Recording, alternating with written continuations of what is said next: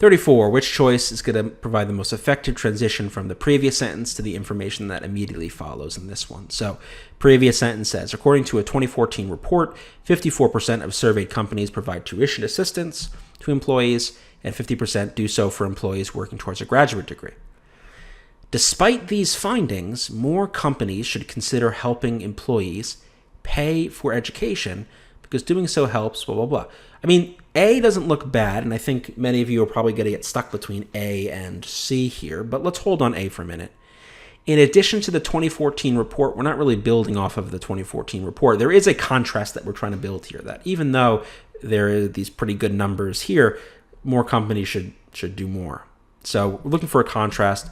We don't really see that in D. Whether they want to or not, more companies should. We want to connect back to that previous sentence, and both A and C do that. But the reason why C is going to be the better answer here, it's more specific. Although these levels, it's more specific to the levels, and those levels are impressive. Like, more than half of these companies do provide funding for their employees' education. Whereas with A, despite these findings, it's a little bit unclear. Like the findings, I guess it's what's mentioned in the first sentence, but despite these findings, what? Like, despite these findings, like whether they're true or false, or it's just not as clear as C, which is emphasizing that even though the numbers are already pretty high, companies can do more. And that's really the focus of the sentence and of this transition. That's why we go with C. For 35, what's going to establish the main idea of the passage? This is one you would do probably at the end after you read the passage and done the other questions. Well, you'll find the idea here is to, you can, by paying for employees' educations, attract employees and retain them, keep them with you, right? Build their loyalty and build their skills. And so, yeah, that's why we get D. It's not about the U.S. economy as a whole. Consumer satisfaction, not mentioned as a main idea. Solving the problem of tuition costs, not mentioned as a main idea. The one that is mentioned, as we will see as we work through these questions, is D. 36, tuition reimbursement programs signal that employees offer their workers opportunities for personal and professional development. So here, it may look like we need it to be possessive, but we don't. The workers are not possessing the opportunities. Opportunities is essentially the direct object. It's what the employers are offering their employees. They are offering the employees opportunities. So we don't need anything possessive. Get rid of A. Get rid of D. We also don't need this to be possessive because opportunities does not possess the word for, and so no apostrophe needed. Choice C. 37. Explaining his company's decision to expand its tuition assistance program, John Fox, the director of dealer training, who stressed the importance of drawing skilled employees to Fiat Chrysler's car dealerships. We need a complete sentence here. With this who stressed, or with C or with D, we actually have fragments. These are all incomplete sentences. We just need a main verb like stressed. John Fox, the director of blah, blah, blah, stressed the importance of. We need that main verb so that we have that subject verb core to our complete sentence. And the only one that does that is choice B. 38, when we combine these sentences, paying for tuition also helps businesses retain employees. Retaining employees is important not only because, okay, let's look at A. And this retention is important. It's okay, I guess. Let's see what else there is. The retaining of whom is important. Again, sort of awkward. How about C? Paying for tuition also helps businesses retain employees, which is important not only... I mean, yeah, that looks pretty good. The problem with D is I can't use a semicolon because the thing after... Well, I guess the thing after is a complete sentence, but it's just sort of awkward. It's not very clear in the ways in which these sentences are being connected. We really want to use this comma which, because the which is referring back to the previous idea that it helps businesses retain employees.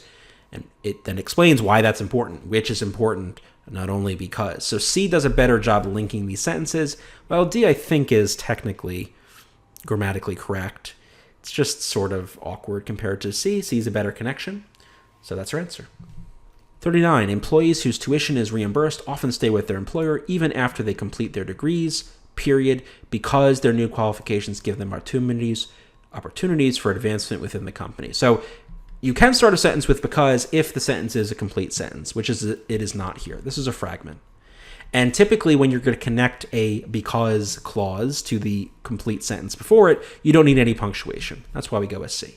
A and D are essentially equivalent. They're both fragments.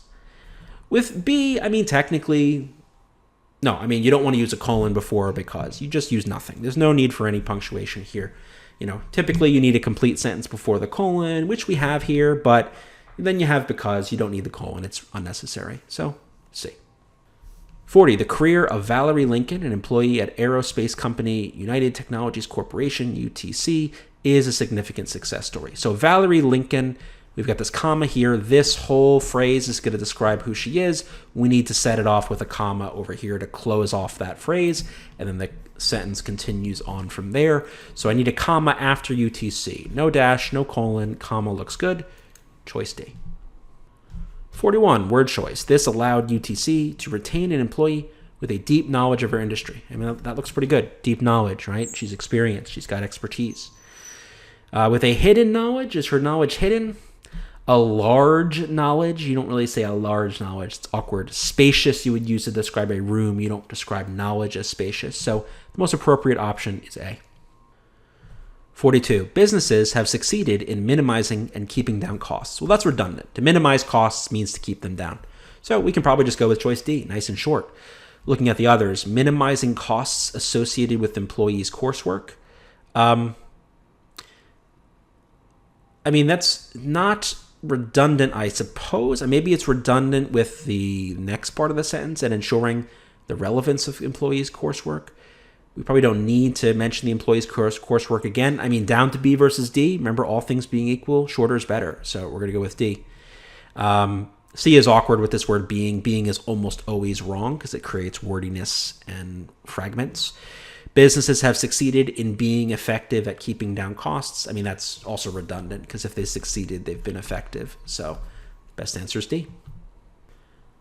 43. Even with these methods, tuition reimbursement may not be appropriate in all cases, especially if classes are likely to divert employees' time and energy from their jobs. That's pretty good as an idiom. They're likely to do something, likely to divert employees' time, especially if classes are likely diverted employees' time, are likely in diverting, that's unidiomatic, are likely diversions for employees' time.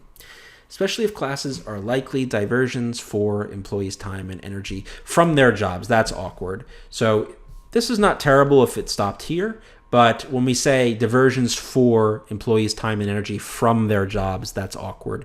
So we can just say are likely to divert their time and energy from their jobs. This part of the idiom links with this part. Divert something from something is the idiom.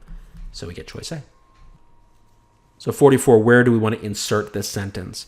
So first we'll read it. Still, since securing an excellent workforce is crucial to businesses' success, employers should give serious thought to investing in reimbursement programs.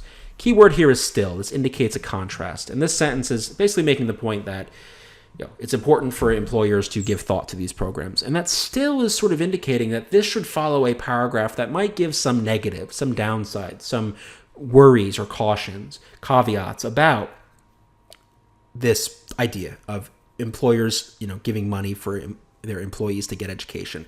Because then we're going to use the word still to shift that to say, even though there's these worries, they should still think about it. So what paragraph is going to talk about those issues or those potential problems with this? One is really just an intro. I don't see anything negative there about tuition reimbursement. 2, just positives. How about 3? More positives, retaining employees, so hopefully 4 works. Okay, tuition and reimbursement can be expensive, and many companies would find it impractical. Even with these methods, tuition and reimbursement may not be appropriate if they're likely to divert their time and energy. So these are all the negatives. These are all the problems with the tuition reimbursement. So we're then going to follow it up with these negatives with this sentence. Still, despite these negatives, securing an excellent workforce is crucial. So that's why ultimately we're going to go with choice D.